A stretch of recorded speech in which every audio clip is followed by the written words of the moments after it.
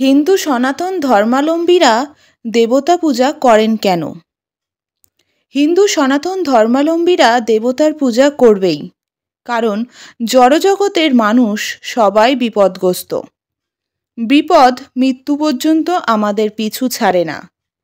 তাই অল্প বুদ্ধি সম্পন্ন মানুষেরা বৈদিক অনুসারে তারা বিপদ থেকে মুক্তি পাওয়ার জন্য দেব উপাসনা করে।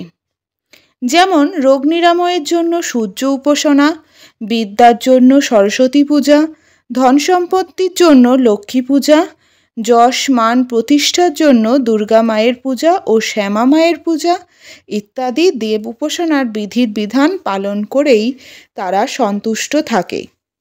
ভগবান শ্রীকৃষ্ণ গীতায় বলেছেন, জড় কামনা বাসনার দ্বারা যাদের জ্ঞান অপহৃত হয়েছে তারা অন্য দেবদেবীর শরণাগত হয় এবং তাদের স্বীয় স্বভাব অনুসারে বিশেষ নিয়ম পালন করে দেবতাদের উপাসনা করে। বিভিন্ন দেবদেবীর উপাসকরা তাদের তুচ্ছ অভিলাষের দ্বারা এতই মোহাচ্ছন্ন থাকে যে তারা জীবনের পরম লক্ষ্য সম্বন্ধে কিছুই জানে না। কিন্তু ভগবতের যখন কোনো কিছুর প্রয়োজন হয় তখন তিনি কেবল ভগবানের নিকটই প্রার্থনা করেন।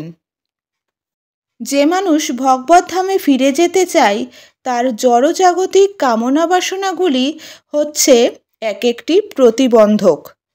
তাই ভক্তকে ভগবান তার জাগতিক সুখ প্রদান করেন না, যাতে এই জন্মেই তার ভগবত ধামে ফিরে যেতে পারে সেই বুদ্ধিযোগ দান করেন।